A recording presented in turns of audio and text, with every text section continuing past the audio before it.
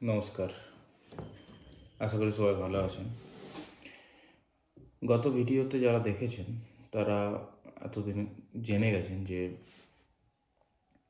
কোন বিষয় নিয়ে আমরা আলোচনা করছি এখানে। এবং গত ভিডিওতে কিছু কিছু ব্যাপার মিস হয়ে গেছে আমার, সেগুলো আমি আজকের যে টপিক সড়ক, মূলত শ্যামপুরের সড়ক ব্যবস্থা নিয়ে আমি আলোচনা করব আজকে এই ভিডিওতে। তো গত ভিডিওতে আমি স্বাস্থ্য নিয়ে আলোচনা করেছিলাম, কিন্তু কিছু বিষয় মিস হয়ে গেছে আমার, সেগুলো আমি প্রথমে অ্যাড করে নেবো আজকের এই ভিডিওটাতে। তো সেই বিষয়টা হচ্ছে গরিব যে মানুষ, সেটা শ্যামপুরেরই হোক বা গোটা পশ্চিমবঙ্গের হোক বা গোটা ভারতবর্ষই হোক, গরিব মানুষ কিন্তু ভগবানের রূপ। ভগবান কিন্তু পাঠিয়েছে গরিব মানুষকে, যারা ক্ষমতাবান এবং যাদের পকেটে অর্থ আছে তাদের পরীক্ষা নেওয়ার জন্য, যে সেই মানুষগুলো গরিবের সঙ্গে কি ব্যবহার করছে সেই পরীক্ষার জন্য কিন্তু গরিবকে গরিব করে পাঠিয়েছে। তো গরিবই মানুষকে কিন্তু মানুষের অভিশাপ নয়।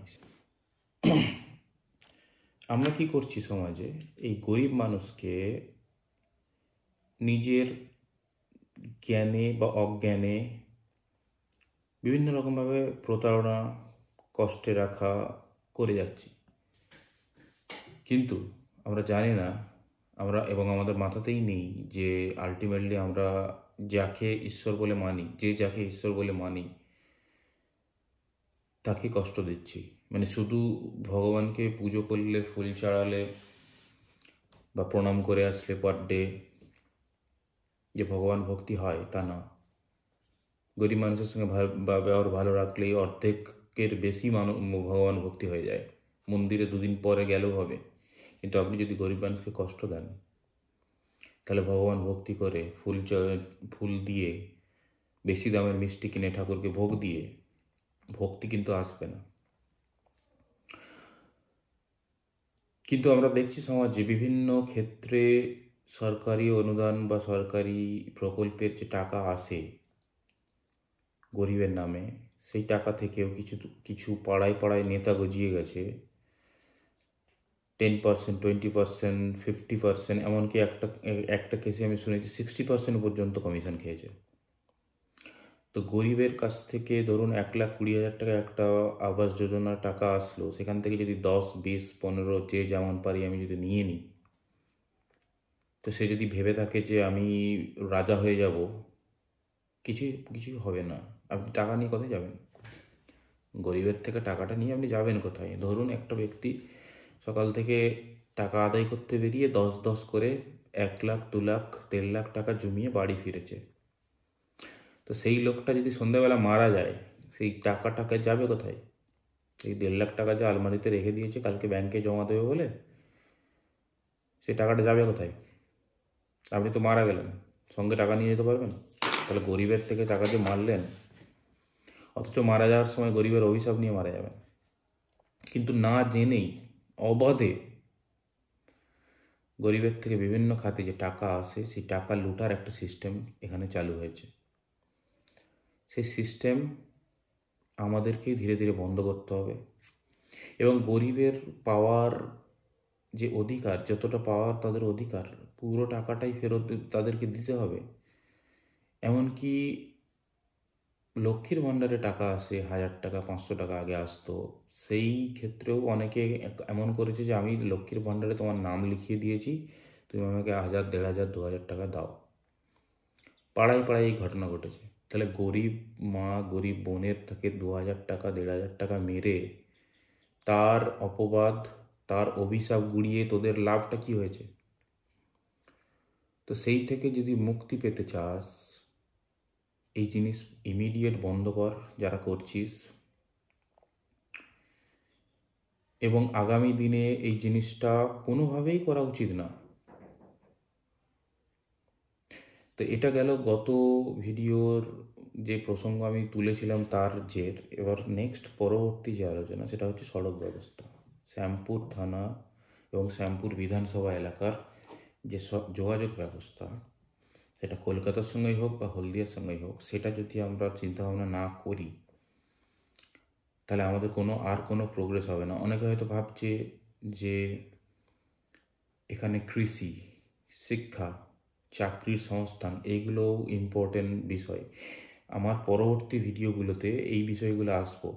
কিন্তু আমি যদি সড়ক না ঠিক করি ফার্স্ট, তাহলে আপনি চিকিৎসা মানে কৃষকদের ফসল বাড়িয়ে, বা আপনি যদি এখানে কোনো কুটির শিল্প, ক্ষুদ্র শিল্প তৈরি করেন, সেটা বাড়িয়ে আপনি করবেন কোথায়? মালটা নিয়ে কোথায় যাবেন যদি সড়ক ব্যবস্থা ঠিক না থাকে? তো সেই জন্য সড়ক হচ্ছে দ্বিতীয় বিষয় যেটা নিয়ে আমাদের ইমিডিয়েট ভাবা উচিত স্বাস্থ্যের পর। তো শ্যামপুরের যোগাযোগ ব্যবস্থা আগে, যে মানুষের যাতায়াতের ব্যবস্থা যে ছিল সেটা তো আগে যা ছিল ধ্বংস হয়ে গেছে। মানে আগে ছিল আমাদের সিটিসি বা সিএসটিসি বাস যে চলতো, স্টেট বাসগুলো, সেটা কলকাতার সঙ্গে সরাসরি যোগাযোগ রাখতো, এবং সেটা 1-1.5 ঘন্টার মধ্যে আমাদেরকে উলুবেড়িয়া কলকাতাতে নিয়ে চলে যেত। কিন্তু সেই ব্যবস্থা গুঁড়ো হয়ে গেছে। মানে আমরা এখন কলকাতা যেতে গেলে গাড়ি ছাড়া সম্ভব না। এবার ধরুন গরিব মানুষ যারা হয়, এবং যারা ধরুন স্কুলে টিচিং করছে বা কোনো স্টুডেন্ট পড়তে যাচ্ছে, তার পক্ষে তো ওইভাবে সম্ভব না, এবং তার যে আর্তনাদ শোনার মতো কেউ নেই। বা একটা গরিব মানুষ যে চিকিৎসা করতেও শহরে যায়, তাকে যদি বারবার গাড়ি নিয়ে যেতে হয়, তার সমস্যাটা কেউ ভেবে দেখেনি কোনোদিন। তাহলে তাকে যদি আমি স্টেট রান যদি সিস্টেম আমি চালাই, ধরুন বাসই হোক আর অন্য কোনো যোগাযোগ ব্যবস্থা যদি পরবর্তী ক্ষেত্রে আমরা ট্রেনও নিয়ে আসি, তাহলে তার সমস্যাটা মিটে যায়। এবং শুধুমাত্র কলকাতার সঙ্গে যোগাযোগ নয়, আমাদের যোগাযোগটা হলদিয়ার সঙ্গেও করতে হবে। কারণ দেখুন, আমাদের এই এলাকা নদীমাতৃক এলাকা। আমাদের শ্যামপুর দু সাইডে দুটো নদী আছে, আমাদের চাষবাসের কোনো দিন অভাব হবে না এখন। এবার ধরুন চাষের উৎপাদন হচ্ছে, ফসল হচ্ছে, সব রকম হচ্ছে, কিন্তু সেই ফসলটা আমরা যদি বাইরে না বের করতে পারি, তাহলে ফসল উৎপাদন করে কী হবে? আমি তো শীতকালে দেখছি বাড়ি বাড়িতে সবজি তৈরি হয়, বাড়ি বাড়িতে। তাহলে সেই সবজি যদি 500, 1 কেজি, 2 কেজি, 5 কেজি, যার যা সবজি হয়, সে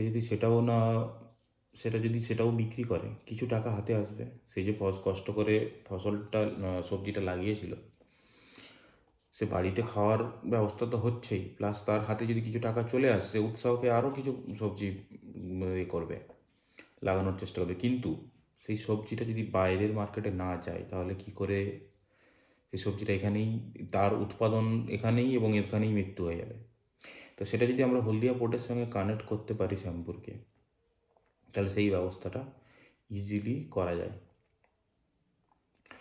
এবার আমি কম্পিউটারে ম্যাপ খুলে দেখাবো যে প্ল্যানটা আমার কি, মানে কোন কোন কানেকশান থেকে, মানে কোন রাস্তা থেকে কানেক্ট করে আমি কলকাতার সঙ্গে যোগাযোগ ইজিলি করব এবং হলদিয়া থেকে করব।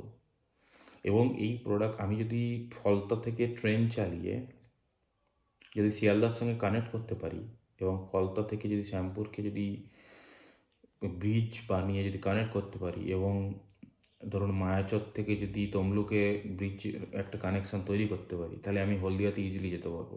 তাহলে হলদিয়া থেকে তমলুক হয়ে, শ্যামপুর হয়ে, ফলতা হয়ে শিয়ালদা পর্যন্ত টোটাল একটা রোড কানেকশান তৈরি হবে। যদি তাই তৈরি হয়, তাহলে আমাদের যাতায়াতের ব্যবস্থা এবং আমাদের যে কোনো উৎপাদন এই শ্যামপুর এলাকাতে হোক, সেটাকে পাঠানোর ব্যবস্থা, সেটা কলকাতা শহরেই হোক বা হলদিয়া পোর্টেই হোক, সেটা অনেক সহজভাবে হয়ে যাবে। এবার অনেকের মাথায় আসবে যে এটা তো অনেক বড় প্রজেক্ট, কে টাকা দেবে, কে কী করবে? আপনি যদি এরকম ভেবে বসে থাকেন, জীবনে কিছু হবে না। এক মানুষ একটা সময়ে জঙ্গলে বাস করতো, গাছের ছাল পরে বল্লম নিয়ে পশু মেরে খেত। তাহলে আজকে সেই মানুষ এত উন্নতি হয়ে গেছে কী করে? তাহলে মানুষের উইল পাওয়ারেই কিন্তু সব কিছু হয়েছে। তাহলে সেটা উইল পাওয়ারই হবে। আমরা যদি এখন প্রতিস্থাপনা করি, সেটা হয়তো 15 বছর পরে পুরো সম্পূর্ণ প্রজেক্টটা হবে। কিন্তু আজকে যদি না বলি 15 বছর পর, আমি যদি 10 বছর পরে বলি, তাহলে সেটা 25 বছর পরে হবে। যদি 25 বছর পরে বলি, সেটা 50 বছর পরে হবে। অলরেডি 77 বছর কেটে গেছে স্বাধীনতার। তাহলে আমরা কি বসে থাকি? তাহলে আমরা আওয়াজ তুলি। আমরা বিভিন্ন জায়গায়, সেটা সংসদে হোক, বিধানসভাতে হোক, আমরা গিয়ে আওয়াজ তুলি। আমাদের এই ডিমান্ড, আমাদের এই পোটেন্সিয়াল, এই জিনিসটা আমরা উৎপাদন করতে সক্ষম, এই জিনিসটা আমরা এক্সপোর্ট করতে সক্ষম, সেটা যদি বলি, তাহলে স্বাভাবিকভাবেই আজকে না হলেও কালকে, কালকে না হলেও পরশু, না হলেও 2 বছর, তো 5 বছর হলেও আমাদের কথা শুনবে এবং আমাদের যে স্বপ্ন সেটা পূরণ হবে। এবং হসপিটালের সঙ্গে সঙ্গে এই সড়ক ব্যবস্থা, এটা আমার জীবনের ড্রিম প্রজেক্ট। হয়তো জীবনে এই স্বপ্ন নিয়েই মারা যাবো, কোনোদিন এই স্বপ্ন সফল হবে না, কিন্তু এই স্বপ্ন থাকবে, স্বপ্ন কোনোদিন মরবে না। এই স্বপ্ন যদি পরবর্তী জেনারেশন নিয়ে যেতে পারে, তাহলে একদিন না একদিন এই জিনিস এখানে হবেই হবে। গোটা দুনিয়া চেঞ্জ হয়ে গেছে, শ্যামপুরে চেঞ্জ হবে। এবং শ্যামপুরকে কানেক্ট করতে, আমি তো বিদেশের বাজার থেকে ঘুরে এসেছি। যে সবজি 100 টাকা 50 টাকায় বিক্রি হয়, সেটা বিদেশের বাজারে 500, 550, 600 টাকাতে বিক্রি হয়। আমাদের তৈরি সবজি, করলা বলুন, বরবটি, ঢেঁড়স, শসা, টমেটো, গাজর, সব কিছু 10 গুণ দামে বিক্রি হয়। তাহলে সেই প্রোডাক্টটাকে যদি আমি এখান থেকে তুলে হলদিয়া পোর্টের মাধ্যমে যদি 200 টাকা ক্যারিং খরচাতেও আমরা যদি পাঠাই মালটা, তাহলে সেই টাকাটা আমাদের চাষিরা পাবে। তাহলে কর্মসংস্থানের যে প্রবলেম যেটা আসছে, সেটা সড়কের মধ্য থেকে কিন্তু সলভ হবে। এবার ওই সমস্ত প্রোডাক্ট বিদেশে যে যায়, বা মেড ইন বাংলাদেশ সমস্ত প্রডিউসড ইন বাংলাদেশ সমস্ত প্রোডাক্ট যাচ্ছে ওখানে। তাহলে আমরা বাংলাদেশের পাশে থেকে আমরা কেন পাঠাবো না? আমাদের মাছ চাষেরও সিস্টেম আছে, সেটাও যদি করি, তাহলে যারা মৎস্য চাষি, তাদেরও প্রোডাক্ট বিদেশে যাবে প্যাকেজিং করে। ওই মৎস্য সারা বছর ধরে পড়ে থাকে সেখানে। হয়তো অনেকে ভাববে যে বিদেশ যেতে টাইম লাগবে, 5 দিন 7 দিন 10 দিন লাগবে। আমরা যদি কন্টেনারে করে পাঠাই, এবং ফ্রিজ যদি সিস্টেম আছে, গোটা দুনিয়াতেই চলে, সেটা যদি আমরা হলদিয়ার মধ্যেই দিয়ে যদি কানেক্ট করি সড়ক ব্যবস্থা, তাহলে আমরা প্রোডাক্ট যদি পোর্টে পাঠাই একবার, ওই প্রোডাক্ট বিদেশে যাবে, সেই টাকা আমার চাষিরা পাবে। তাহলে সেই ব্যবস্থা যদি আমরা তৈরি করতে পারি, তাহলে অনেক ওর উন্নতি হয়ে যাবে। তাহলে স্বাস্থ্য ব্যবস্থার পাশাপাশি নেক্সট পরবর্তী যে উদ্যোগ, সেটা হচ্ছে সড়ক ব্যবস্থা। সেটা যদি আমার একটা ভিশন থাকে, একটা যদি ড্রিম থাকে, সেই জিনিসটা ধীরে ধীরে আসবে। কিন্তু কেউ কোনো দিন, এতদিন পর্যন্ত আমি কারো মুখে শুনিনি যে কীভাবে কানেক্ট করব। উল্টে আমাদের যে কানেকশান ছিল কলকাতার সঙ্গে, সেই কানেকশান টোটাল কাট করে দিয়েছে। এবার এই যে নাটক ঘষে ঘষে কদিন পরে, আচ্ছা ঠিক আছে, হবে হবে, এখন আমি বলেছি, আমি কথা আলোচনা হচ্ছে, এই সমস্ত করে সময় নষ্ট করবে অনেকেই আছে। যেভাবে স্বাস্থ্য অবস্থা বেহাল করেছে, সড়কের অবস্থাও ওইভাবেই বেহাল করে নিজের নেতাগিরি করে নিজের গদি বাঁচিয়ে চলে যাবে। কিন্তু আমরা শ্যামপুরের বাসী, শ্যামপুরের যুব সমাজ এবং শ্যামপুরের সমস্ত বাসী যদি চেষ্টা করে নিজেদের প্রতিনিধি আমরা পাঠাই এবং সঠিক জায়গায় সঠিক লোককে পাঠাই, তাহলে কিন্তু প্রজেক্ট তাড়াতাড়ি আসবে এবং এই ড্রিমগুলো আমাদের পূরণ হবে। আমাদের এখান ছেলেদেরও চাকরির অভাব, বাড়িতে থেকে চাকরি করতে পারবে, সে একটা জিনিস উৎপাদন করে বাইরে পাঠাতে পারবে। এবং তার জন্য প্রতিনিয়ত আমাদের চেষ্টা চালিয়ে যেতে হবে। এবং ধরুন এই সমস্ত যে আইডিয়া আমি দিচ্ছি, এগুলো হয়তো 5 বছর, 10 বছর, 15 বছরের প্ল্যান। আপনি ভেবে দেখুন, একটা মানুষ 25 বছর টাইম নষ্ট করেছে কিছুই না করে, কিছু না বলেই, এই জিনিসগুলো তুলেই নিছে। তাহলে যদি আমি যদি 15 বছর নিয়ে সেটা করি, সবাই মিলে যদি লেগে করি, তাহলে 15 বছর হয়ে যায়, 25 বছরে শ্যামপুর পাল্টে যাওয়ার কথা। একটা সময় সিপিএমের বুদ্ধদেব ভট্টাচার্য একটা ডায়লগ মারতেন যে আমরা 230, ওরা 30। সেই 30 জনের মধ্যে একজন শ্যামপুরের এমএলএ। তো সেই এমএলএ আজকে ক্ষমতাতে, তাদের রাজ্য সরকারের ক্ষমতাতে থেকে কিছুই করেনি। সেই এমএলএর কোনো এমএলএই রয়ে গেছে, বাকি সবাই অন্য কিছু হয়ে বা অন্য কিছু তার এলাকায় করে সে বেরিয়ে গেছে। কিন্তু আমাদের এলাকায় কিছুই হয়নি। আর কতদিন? আর হবে না। এবার আমরা নিজেরা করব। শ্যামপুরের ছেলেমেয়েরা, শ্যামপুরের স্কুল থেকে কলেজ থেকে বেরিয়ে যাওয়া ছেলেমেয়েরা যথেষ্টই সক্ষম, যথেষ্টই বুদ্ধিমত্তা পরিচয় রেখে বিভিন্ন স্তরে পৌঁছেছে। সেই ছেলেমেয়েরাই আজকে শ্যামপুর গড়ে তুলবে এবং তাদেরকে দিয়েই আমরা করব। পুরনো মাথা দিয়ে, পুরনো আইডিয়া দিয়ে, কোনো রকম ঘেঁষাপিটা রাজনীতি চালিয়ে শ্যামপুরকে আর পিছিয়ে রাখা সম্ভব নয়। আমি জানি কলকাতায় ফিরে গিয়ে যখন পার্টি অফিসে গিয়ে বলবে এই ব্যাপার হয়েছে, তখন কিছু একটা কি বলবো, মিষ্টির ডিবে হাতে ধরিয়ে দিয়ে চলে যাবে, যান আপনি, আপনার হয়ে যাবে। কিছুই হবে না। ও হয়ে যাবে বলে হয়েই গেছে, আমাদের আর হবে না, আমি জানি। এবার যুব সমাজ যদি না এগিয়ে আসে, ইয়ং ব্লাড যদি না আসে, এই পরিবর্তন আনা সম্ভব নয়, এবং পরিবর্তন আনা খুবই প্রয়োজন, অত্যন্ত প্রয়োজন, এবং সেটা হবেই হবে। এবং তার জন্য আমাদেরকে সড়ক ব্যবস্থাটা, নেক্সট প্রকল্প সড়ক ব্যবস্থা নিয়ে চিন্তা ভাবনা করতে হবে। এবং আমরা বিভিন্ন সরকারি দপ্তরে, সেটা যদি কেন্দ্র সরকারের হয়, রাজ্য সরকারই হোক, সেখানে গিয়ে আমরা আমাদের দাবি রাখবো। আমাদের দাবি আমরা দেখবো যে কীভাবে মেটানো হচ্ছে বা কীভাবে মেটানো হচ্ছে না। সেই মতো আমরা সেই পরিস্থিতিতে যাব। আমরা ফ্রিতে একটা লোককে সরকার করতে মদত দিয়ে যাচ্ছি এবং ভোট দিয়ে যাচ্ছি, কিন্তু আমাদের কোনো রকম দাবি মেটানোর কোনো দাবি মানে কেউ তো শোনেইনি, প্রথম কথা, কেউ মুখ ফুটে বলেন। আর দ্বিতীয় কথা, তারা যে একটা প্রয়োজনীয়তা বিচার করে একটা কিছু ব্যবস্থা তৈরি করবে, কিছুই করেনি। আমরা আছি এক কোণে পড়ে আছি।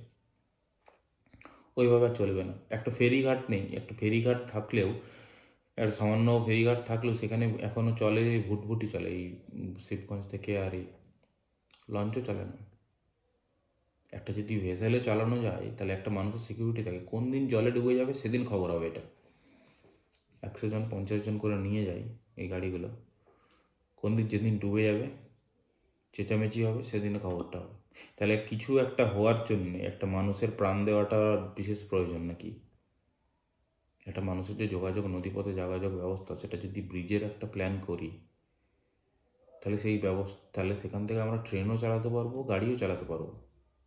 এবং কলকাতার সঙ্গে বলুন, হলদিয়ার সঙ্গে বলুন, যোগাযোগ ব্যবস্থা আমাদের ইজিলি হয়ে যাবে। একটা মানুষ যে হলদিয়া থেকে আসতে হয়, সে কোথা থেকে আসে? কোলাঘাট, সে তমলুকের উপর দিয়ে কোলাঘাট হয়ে ঘুরে বাগনান ঘুরে এসে শ্যামপুরে ঢোকে, ডবল রাস্তা সে কাভার করে আসে। কিন্তু একটা প্রোডাক্ট যদি পাঠাতে যাই আমি একটু একটা ট্রাকে করে, সেটা হলদিয়াতে পাঠাতে গেলে তার জান বেরিয়ে যাবে। আমাকে হলদিয়া কানেকশন ইজিলি করতে হবে শ্যামপুরের বুক দিয়ে। সেটার জন্য আমরা নেক্সট এই ভিডিওতে সেটা নিয়ে আলোচনা করব। এবং একটা সময় আসবে, আজ না হলেও 5 বছর, 10 বছর, 15 বছর সময় আসবে, আমরা এই প্রকল্পের সাফল্যমণ্ডিতভাবে, সাফল্যের সঙ্গে এই প্রজেক্টটা আমরা ডেলিভার করব। এবং এটা নিয়ে কেউ কোনো দিন বলেও নি। আর বর্তমান নেতৃত্ব বা আগামী যে নেতৃত্ব আসছে সেই পার্টির, তারা কেউ বলবে না। তাদের একটাই ধান্দা, যে সরকারি প্রকল্পের যে সমস্ত টাকা আসে সেই টাকা ম্যানেজমেন্ট কী করে হয়। এখানে যেটা হয় সেটা হচ্ছে মানি ম্যানেজমেন্ট। যে টাকা আসছে সেটাকে কীভাবে আমি 50% সরিয়ে রেখে 20% কাজ করে 30% একে ওকে খাইয়ে কীভাবে ম্যানেজ করা যায়, সেই জিনিসটা চলে। এমনকি এখন সরকার, মোদী সরকার আসার পরে সরাসরি ব্যাংকের অ্যাকাউন্টে টাকা জমা দেওয়ার সিস্টেম শুরু করলো। তো তারা নতুন প্ল্যান কী করলো, যে তোমার নামটা আমি পাঠিয়ে দিয়েছি, আমাকে 20,000 টাকা দিও। নতুন প্ল্যান শুরু করেছে তারা। যেহেতু আমার অ্যাকাউন্ট, মানে সরকারি পঞ্চায়েত অফিস বলুন বা যে কোনো অফিসে টাকা আসবে না, তাহলে টাকা সরানোর জায়গাটা বন্ধ হয়ে যাচ্ছে। তাহলে তোমার অ্যাকাউন্টে টাকা আসলে, টাকাটা আসুক না আসুক তার আগে আমাকে দিয়ে দিও। এই হয়ে গেছে সিস্টেম। আমি তো দেখতে পাচ্ছি গ্রাম বাংলাতে এসে মানুষের ঘরের আবাসের টাকা না আসার আগেই টাকা পৌঁছে গেছে নেতার ঘরে। এরকম ঘটনাও ঘটেছে। এমনকি অনেক নেতাও আছে যে কোনো টাকা নেয় না, কিছু নেয় না, তাদেরকে অসংখ্য ধন্যবাদ, সাধুবাদ। তারা তো, তাদেরকে আর তুলনা হয় না। তারা হয়তো তাদের নিজেদেরও জ্বলছে যে কী হচ্ছে ব্যাপারটা, কিন্তু অনেক নেতা তারাও দেখতে পাচ্ছে যে এই করেই তাদের চলছে। কিন্তু কী হবে? আমি তো আগের ভিডিওতেও বলেছি যে কী হবে। আপনি টাকাটা নিয়ে কী করবেন? যাবেন কোথায়? মারা গেলে অর্ধনগ্ন অবস্থায় সব থেকে কম দামি কাপড় পরিয়ে একজনকে পোড়ানো হয়। পরবর্তী সময়ে যখন পাড়াতে বা গ্রামে কোথাও পোড়ানো হবে, গিয়ে দেখবেন যে একটা মানুষকে পোড়ানোর সময় তাকে কি দেওয়া হয়।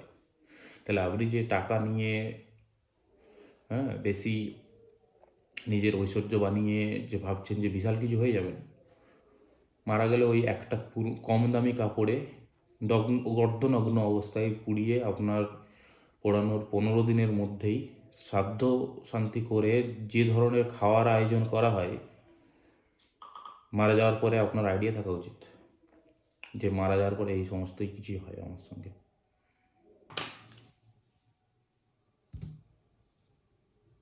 ধরুন এটা যদি শ্যামপুর হয়, তাহলে শ্যামপুর থেকে যদি হলদিয়া বা কলকাতার সঙ্গে কানেক্ট করতে হয়, তাহলে আমরা বাগনান বা উলুবেড়িয়া হয়ে পাঁচলার উপর দিয়ে আমাদেরকে কলকাতা যেতে হয়।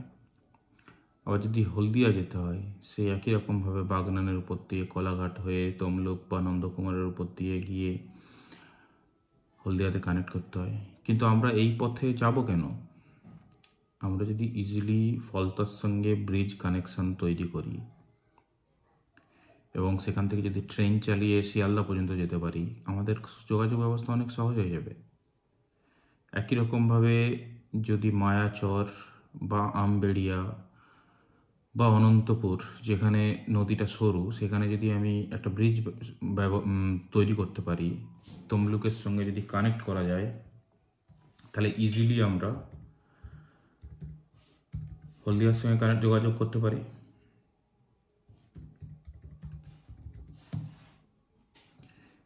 তাহলে আমাদের যোগাযোগ ব্যবস্থা কলকাতার সঙ্গে এবং হলদিয়ার সঙ্গে ইজিলি হবে।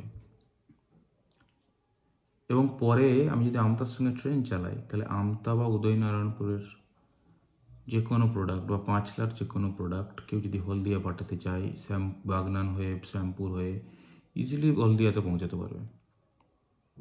তো এটা একটা ইকোনমিক জোন অটোমেটিক সৃষ্টি হবে এবং আমাদের প্রোডাক্ট উৎপাদন যাই হোক, সেটা কৃষি প্রোডাক্টই হোক বা কোনো কুটির শিল্প বা কোনো ছোট শিল্পের যদি প্রোডাক্ট তৈরি হয়, ইজিলি আমরা কলকাতা পৌঁছতে পারবো এবং যদি প্রয়োজন হয় সেটা হলদিয়াতে পৌঁছতে পারবো। সেটা আপনি বিদেশের মার্কেটে ছাড়ুন। তো এই প্রজেক্ট পুরোটা করতে হয়তো 10, 15, 20 বছর লাগবে, কিন্তু এখন থেকে যদি আমরা শুরু করি সেই প্রজেক্ট, তাহলে এই প্ল্যান আমরা যদি এক্সিকিউট করি, তাহলে প্রোডাক্ট তো যাবেই, প্লাস আমাদের ব্যক্তিগত যে যোগাযোগ ব্যবস্থা কোনো পার্সোনাল কাজে বা কেউ চিকিৎসা করাতে বা কেউ কলেজ গেলে, ইউনিভার্সিটি গেলে, কলকাতা যেতে হলে কোনো কাজে, তাহলে আমরা ইজিলি ফলতা হয়ে শিয়ালদাতে যদি একটা ট্রেনের ব্যবস্থা করা যায়, তাহলে শিয়ালদাতে কানেক্ট করতে পারবো এবং ইজিলি আমরা কলকাতার সঙ্গে যোগাযোগ ব্যবস্থা সুদৃঢ় করতে পারবো। এবং এই প্রজেক্ট আমাদেরকে নিয়ে আসতেই হবে এবং সেটা এখন থেকে আমরা যদি আওয়াজ তুলি এবং এখন থেকে যদি আমরা প্রস্তুতি নিই, তাহলে একটা দিনে আমরা এটাতে সফল হব। নমস্কার, আজকে এই টপিক এখানেই সমাপ্ত। আগামী টপিক নিয়ে নতুন ভিডিওতে আমরা আবার আসবো। ধন্যবাদ, সবাই ভালো থাকবেন।